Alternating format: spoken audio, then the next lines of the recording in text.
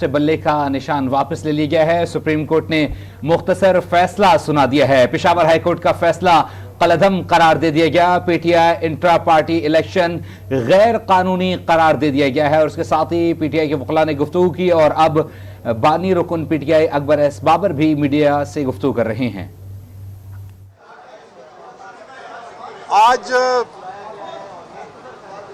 Supreme court of Pakistan में एक तारीखी फैसला सुनाया गया है और ये जो फैसला है ये पाकिस्तान की जो जमहूरियत है इसके लिए एक नई सिमत का तयन होगा इंशाअल्लाह। हमारा जो मौक़िफ़ था और जिस पे हमने एक बड़ी तवील जद्दोजहद की है कि सियासी जमातें जो हैं वो जमहूरियत की बुनियाद हैं और अगर जमहूरियत की बुनियाद कमज़ोर हो तो उस पे एक मजबूत इमारत कायम नहीं की जा सकती।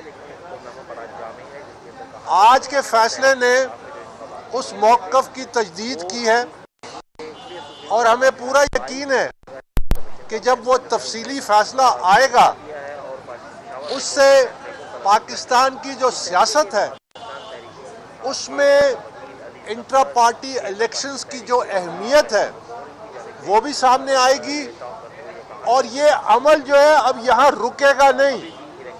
ये जमहूरी अमल जो है ये मज़ीद आगे बढ़ेगा, मज़ीद इस पर तवाना होगा और ये तमाम सियासी जमातों को इसमें इस अमल में शामिल होना पड़ेगा।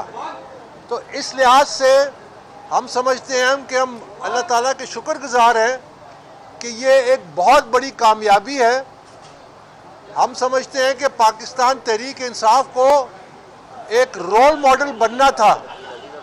आज हमने उसकी तरफ एक अमली कदम उठाया है कि जो पाकिस्तान तहरीक इंसाफ के जो वर्कर हैं और जो बाकी तमाम सियासी जमातों के कारकुन हैं जिनका ये बुनियादी आईनी हक था कि वो अपनी क़यादत का इंतखाब करें, वो एक जमहूरी अमल का हिस्सा बने और उस जमहूरी अमल के ज़रिए एक ऐसी बासलाहियत क़यादत सामने आए जो हमारे मसाइल का हल कर सके। यही हमारी इस्तेदाद थी पहले दिन से। इस अमल में पिछले 2 दिन जो हैं मैं समझता हूँ कि ये तारीख़ी एक और लिहाज से भी हैं और वो ये कि पाकिस्तान की तारीख़ में, सियासी तारीख़ में पहली दफ़ा इंट्रा पार्टी इलेक्शंस की जो अहमियत है वो सामने आई है कि इंट्रा पार्टी इलेक्शन जो हैं इसके बारे में एक शऊर पैदा हुआ है और एक दफ़ा जब कौम में शऊर पैदा हो जाए तो वो फिर अपना काबा किबला जो है उसका ठीक होने लगता है।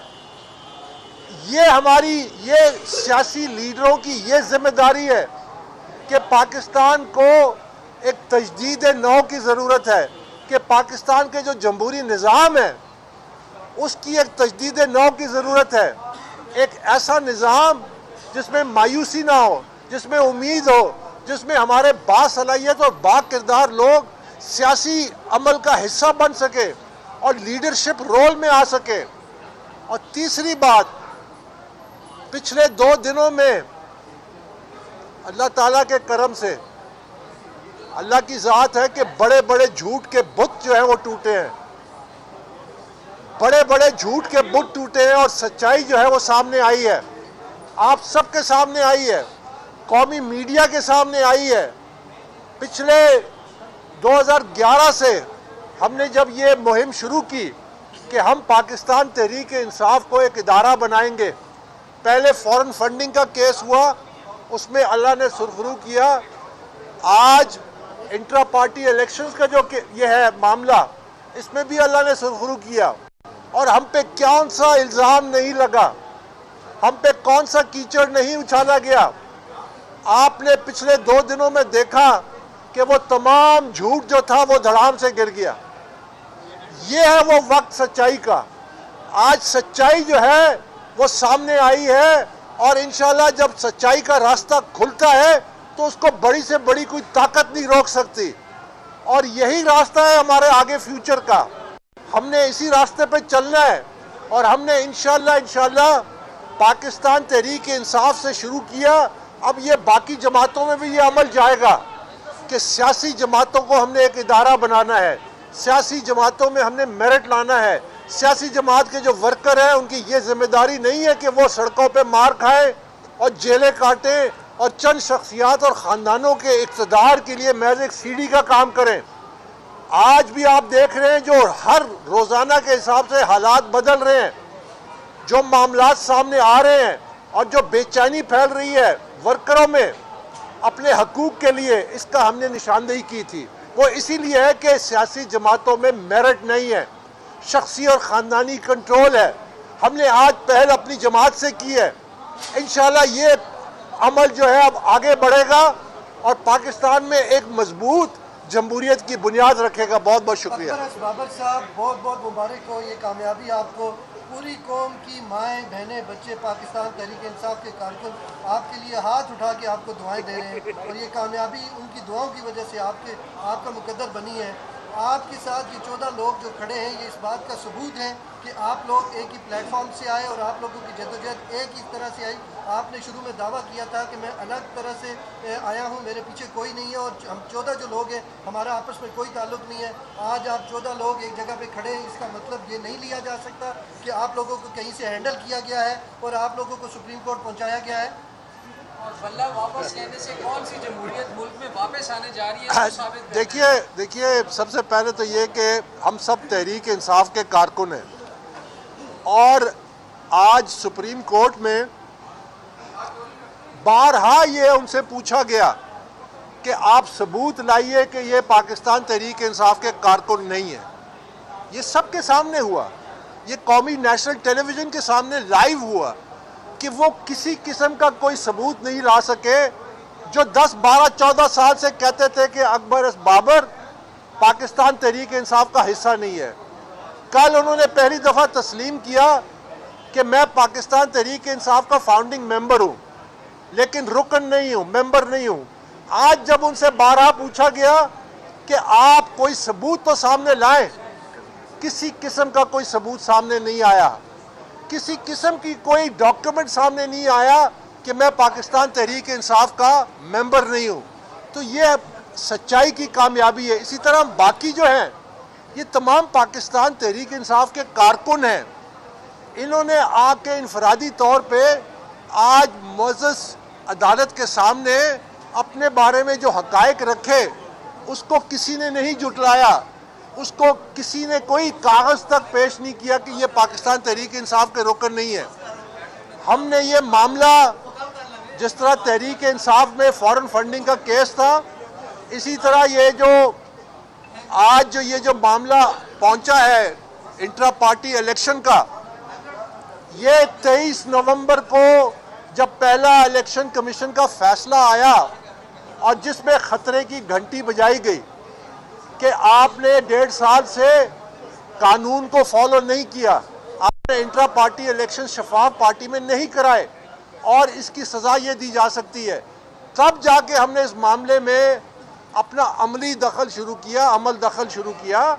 हमारा मकसद पहले हमारी दरख्वास्त में भी यही था कि ये इंट्रा पार्टी इलेक्शंस एक फ्रॉड हुआ है, ये किसी किस्म का इलेक्शन नहीं हुआ, इसको नल एंड वॉइड किया जाए और दोबारा एक मौका दिया जाए इलेक्शन कमीशन की मॉनिटरिंग के नीचे और ये कवानीन तमाम जमातों पे लागू किया जाए।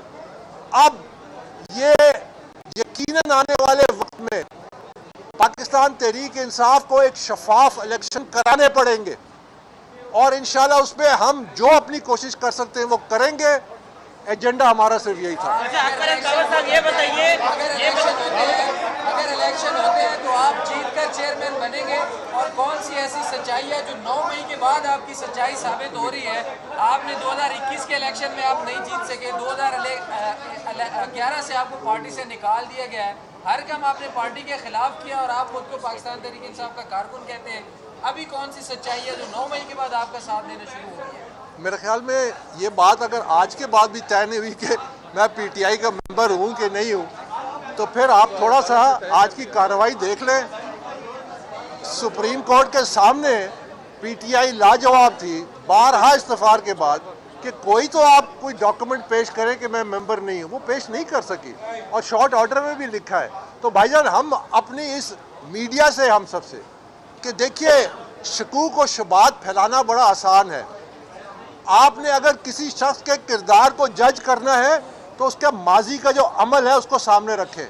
हमारा माजी बेदाग है, हमने माजी में सख्त तरीन मुश्किलात बर्दाश्त की हैं, हमने ऐसे हालात बर्दाश्त किए हैं, लेकिन अपने मकसद से नहीं हटे।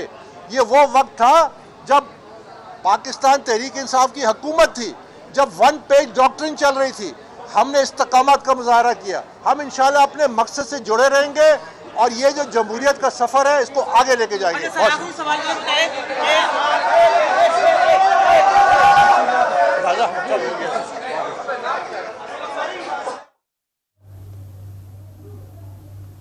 करता हूं कि मुझे सवाल नहीं करने दिया गया। सियासी रहनुमा अकबर एस बाबर की मीडिया से गुफ्तगू। कहा सुप्रीम कोर्ट ने आखिरी फैसला दिया, अदालती फैसले से नई समत का तयन होगा। अवाम के सामने इंट्रा पार्टी इलेक्शन की अहमियत सामने आ गई, झूठ के बुत टूट गए, सच्चाई सामने आ गई। इससे कबल बैरिस्टर गौहर भी मीडिया से गुफ्तगू कर रहे थे और साथ ही साथ अली जफर ने भी मीडिया से गुफ्तगू की। उन्होंने कहा कि अभी भी पीटीआई मैदान में मौजूद है और